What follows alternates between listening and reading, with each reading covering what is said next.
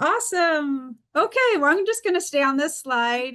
Thank you all for having me. I'm really fortunate to be able to do the zero waste work that I do locally here in Gainesville that I've been doing for many years, but also across the country when I assist cities and counties create a zero waste plan, which I am helping Miami-Dade County as a consultant. But today I have my hat on as the Director of Zero Waste at Repurpose Project. So I want to talk a little bit about what we've been doing and how we've gotten zero waste going in Gainesville.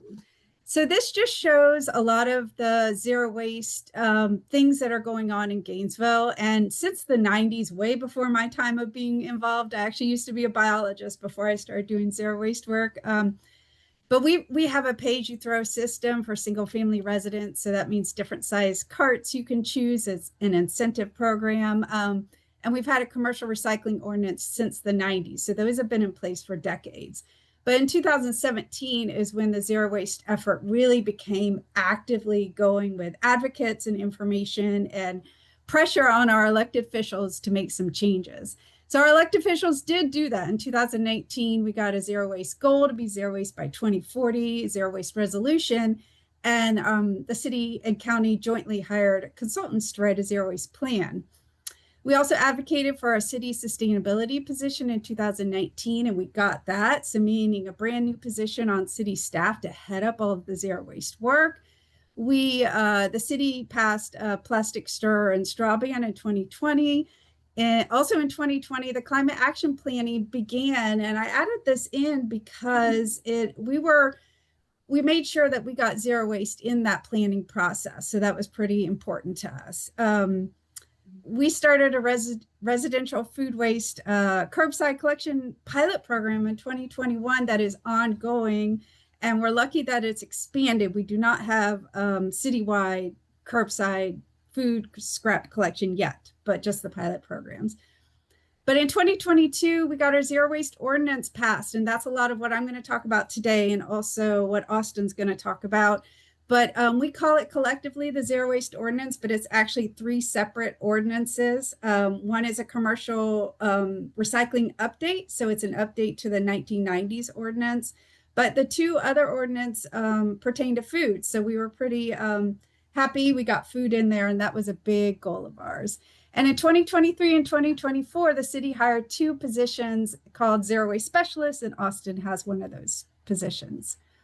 So the zero waste ordinance, this took over 2 years of work. It was a really tremendously large amount of effort.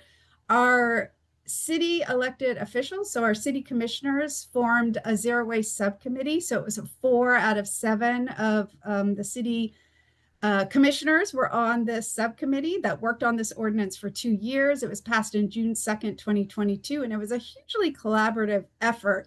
So Zero Waste Gainesville and Repurpose Project, we brought all of the items to our elected officials and city staff, and we asked, can we give this, and this, all of these items in an ordinance? And so that's what they worked on. But we brought in the private industry too to weigh in on all of the elements in this ordinance, or in the 3 ordinances, because it was really huge. It turned into quite a big ordinance.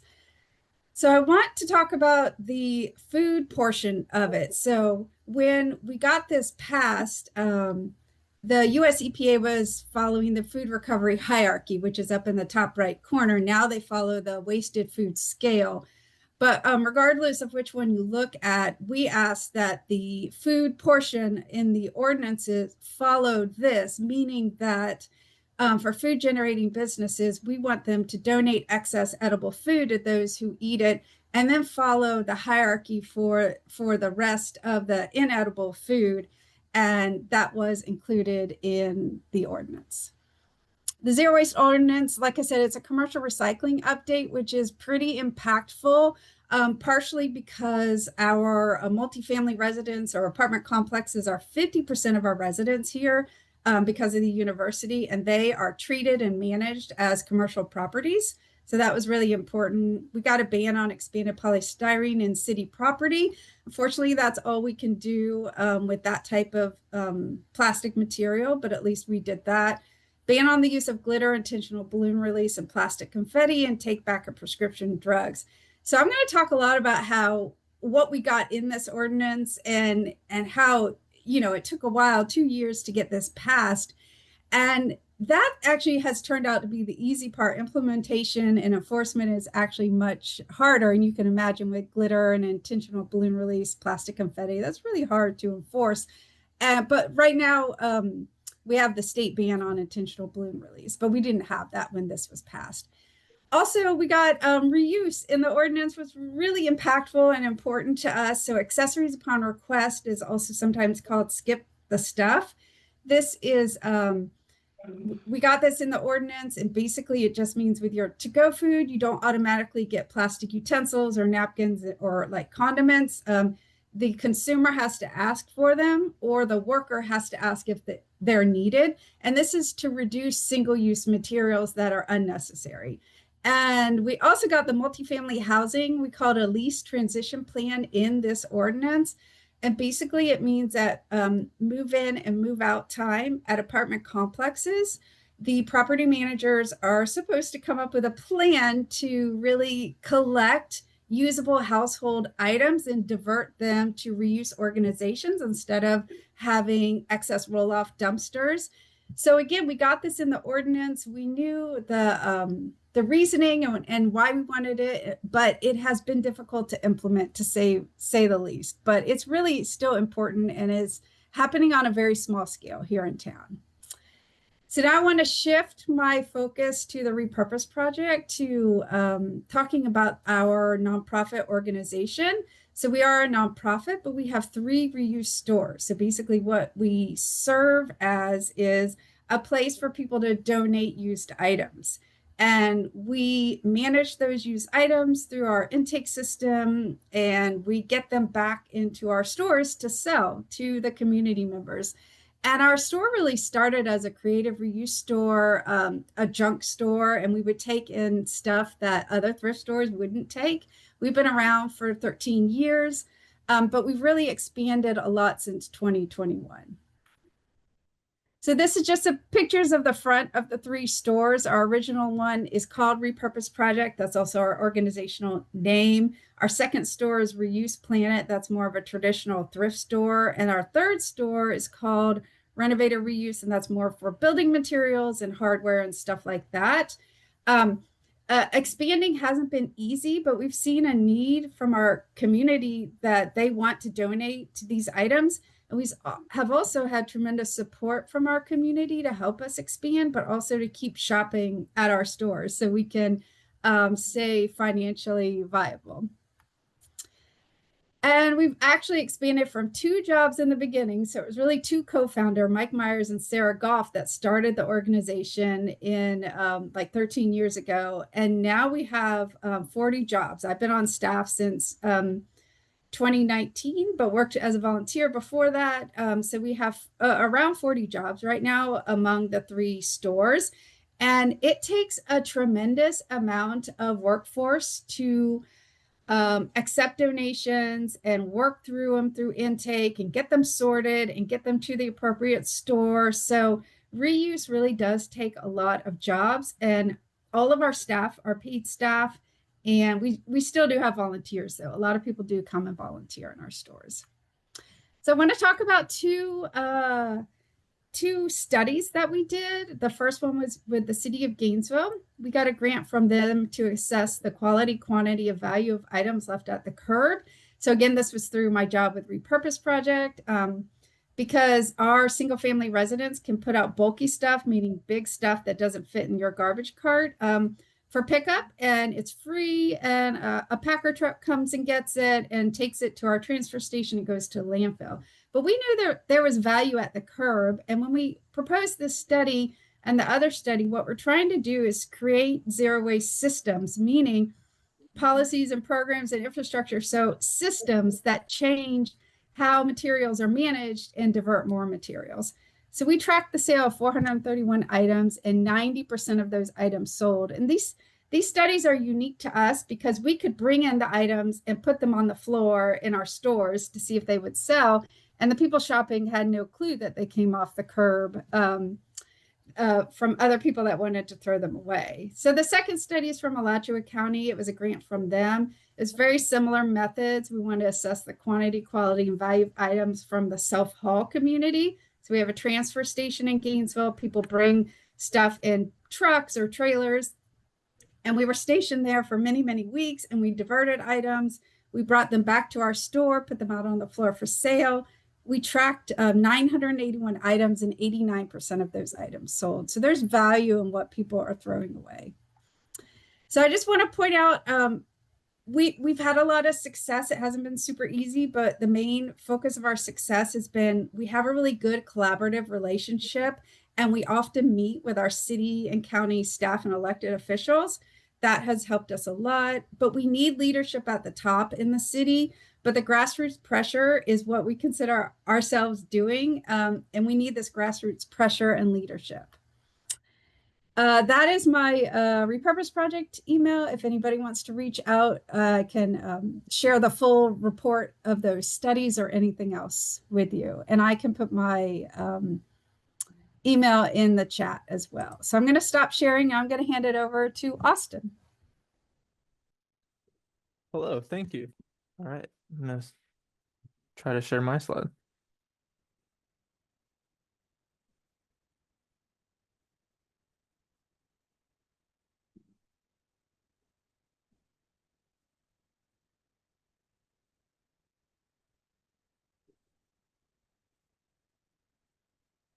One second.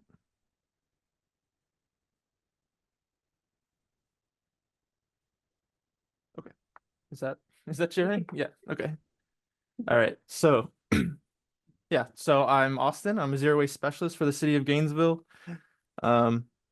Just gonna talk about some of our programs and how it got started and where we're at now. I've been in this position since March of 2024. So a lot of these ordinances and the progress of zero waste was before I got here. But this is catch you up today where we're at now. So this kind of summarizes a lot of the slides that or information that Amanda shared. Just a big list of our wide range of ordinances, from the bolstering of our recycling ordinances. Most of it is really improving education about waste diversion streams. So standardizing decals on waste containers, so that if you look at a dumpster, you're able to tell what it is. If you just see a big company here has green dumpsters. If you just see a big green dumpster, you don't know what goes in there. So we've got standardized stickers that tell you it's trash, or it's bottles of cans, or it's cardboard, and things like that. So that's just one example of trying to increase education of where are you putting things in the right way, but then also increasing access by making sure that there are containers for recycled and food waste. So what does a zero waste specialist do for the City of Gainesville? The main part of my role is education and outreach, and that can look like many different ways. So that's tabling at events. So we have a weekly farmers market. So we go to there, we used to go there about once a month. We do social media presentations, one-on-one with businesses, our food waste or food service establishments, and the multifamily properties. Try to meet with the businesses in the communities to share our zero waste initiatives and help them reach our goals. We also monitor the recycling program internally for all the city. So making sure if anyone else in a different department as a city employee has issues, like head over there and help them figure it out, how to increase diversion and make sure our waste stream stays clean. We do oops tagging, which just means residentially we'll check out the recycling bins and check out the contamination. What are people doing right? What are people doing wrong? Leaving notices to inform those residents about what not to put in these bins and what is actually accepted. I support the food waste collection pilot program that Amanda mentioned. So we're at roughly 700 homes right now that they get a bucket swap program. So the company comes in, brings a clean bucket, the resident adds food waste throughout the week and then puts the bucket out, and the company swaps it for a new one. So this is currently free for our residents. We're testing this out to hopefully one day go citywide or find a way to increase food waste diversion for all of our residents. We also look for any sort of research or grant opportunities, new waste diversion methods, any way we can reach this 2040 goal. So how did this become a job? Mostly Amanda already covered this. The groups like Zero Waste Gainesville advocated for change. So people in our community that really cared reached out to city commission, city leadership, and said, hey, we need to be doing something about all of the waste that we send to the landfill. And so the goal of reaching zero waste by 2040 was created. With that came the ordinances, and to maintain those ordinances, the city created more jobs. So we have the sustainability manager and 2 zero waste specialists to help manage all of these new programs and systems. Yeah, so this is where we're at right now, where zero waste is. So we had a phased in approach for our ordinances, and they're all in effect. Every single one is now active. Apartments need to divert food waste. Us restaurants of a certain size need to divert food waste. So all of the things that we're waiting on a certain time, they're all in effect.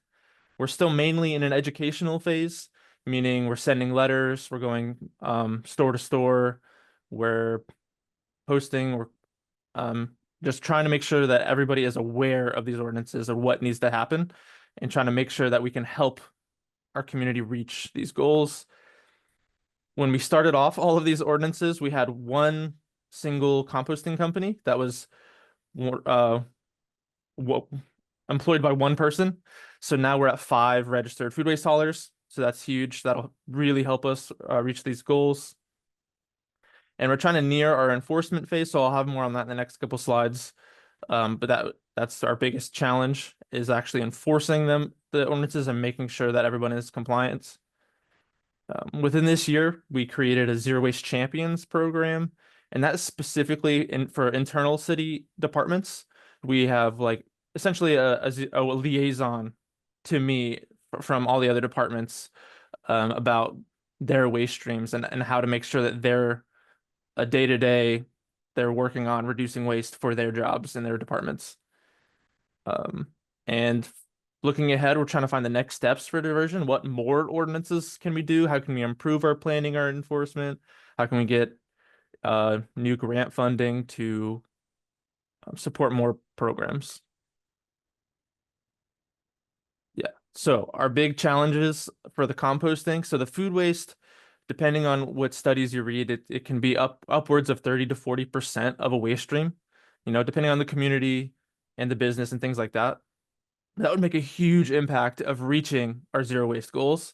But like I said, we had one guy that was riding around in his truck picking up food waste for people, and that was not going to handle 28,000 residential homes, over 400 multifamily apartments in a college town, 700 plus restaurants and grocery stores. So that's been hard. We weren't able to enforce that everybody has to do food waste because we had no infrastructure. But now we have the 5 as shown before, so that is not a problem anymore. There are companies that are willing to take your food waste. So yeah, enforcement, when we started this, there wasn't a clear defined plan on how we're going to enforce and educate and make sure that we can ensure that everyone is in compliance and diverting their waste and helping us reach these goals. Along with that, there wasn't a full plan for education, some sort of dedicated funding for advertisements through, radio or streaming devices or bus benches or things like that. Putting the word out there in a bigger way would really have helped increase our diversion rate faster. And lastly is the big pushback from businesses. When you add a new program that adds an expense, and this is another waste stream, another thing you have to pay for, but also just a new operating procedure. A lot of restaurants are having a tight ship, and you're adding a new thing they have to do. So that's something we haven't been trying to navigate, working with these businesses and how to make it as little of an impact as possible. And if you can divert successfully enough, ideally you can reduce how much you're paying in garbage because it is a pay-as-you-throw program. So trying to figure out how that balance works is a big challenge. Some of our suggestions to help minimize challenges for communities in the future that want to implement their own ordinances like these is is the main one is to develop education and enforcement strategies well in advance. So before they're in the books officially, how are you going to educate? How are you going to enforce from start to finish? That would make a huge difference to know what to follow and when and how. Right now, we're kind of going with the flow, and that doesn't always work the best. Um, with that is phasing in the implementation that kind of goes into the plan. So for our lease transition plans for multifamily properties, we had apartment buildings with 200 units or more. That was in effect, I think 2021. They needed to give that plan. And then January of 2025, this year, apartment buildings with 50 units or above needed to comply to that. It would have been maybe more successful. We broke it down into maybe 250, 150, then 50, something like that, so that we can really focus on these different groups. So that's just one example, but the things like the food waste ones, if we focused maybe on the big producers like grocery stores, that we could target our our focus and to make the big impact first, and then work our way through to improve the program. The other thing with the ordinances is to be careful with language. Some of them we found are a little bit confusing. So for the food service establishments, some of the differentiating, like which restaurants need to comply, is based on square footage, and that is just confusing to go up to a store and be like, does this apply to this or not? So maybe something about serving capacity or just food waste quantity and their waste stream maybe would be a little bit easier to track. The lease transition plans have a specific dates in them for move-in periods that kind of follow University of Florida's move-out periods, but that kind of locks you into very specific dates, and it might be better just to say high move-in periods because that's going to be different for every type of apartment, and it may change year to year. If UF decides to change their whole structure of classes, then our ordinance just would be kind of out of date with that. Similarly, with our plastic straw ban, the exceptions for that, what you are allowed to use as a straw, this is only paper, wheat, or bamboo. But nowadays, this is several years later, we have a lot more alternatives that are technically not allowed as an exception. So just thinking through things like that. So some solutions we have for increasing diversion in Gainesville is the pay-as-you-throw program. So if you reduce your waste stream, you can save money on that. Our dual stream recycling, so we have bottles and cans in one container, cardboard in another, and that helps drop our contamination rate. We tend to be under 10%, whereas a lot of communities in Florida are upwards of 30 and 40. And having food waste drop-off locations, doing a food waste collection pilot, trying to figure out how in your community you can get food waste out of the land stream. And the big one that I appreciate is a waste sorting database. So we have a Recollect with our Waste Wizard, and that lets you put really localized information about where you can throw away items or donate or reuse or recycle. So the last slide for me is I was told the kind of theme is like a culture change and how do we get there? So for me, one of the biggest things is in-person interactions. I find that way easier, that I can reach people when I'm face to face and we can have these conversations about why zero waste is important, why recycling is important, what are the misconceptions. It's easy to be online and be like, oh, nothing is real, recycling is not real. But if I can talk to you face to face and help address those issues and concerns, I think we can reach a better understanding. So in the future, you're more likely to have the appropriate methods. And then I always like to lead with compassion, meeting people where they're at. I love the quote of, we don't need a handful of people doing zero waste perfectly. We need millions of people doing it imperfectly. As for one example, at an event, I had somebody who said they just didn't recycle at home because they don't understand it. It's too hard. But I saw that they were drinking an energy drink out of a can. And I told her, if you just put your can in the recycle and don't think about anything else, that is a huge win. The can is infinitely recyclable.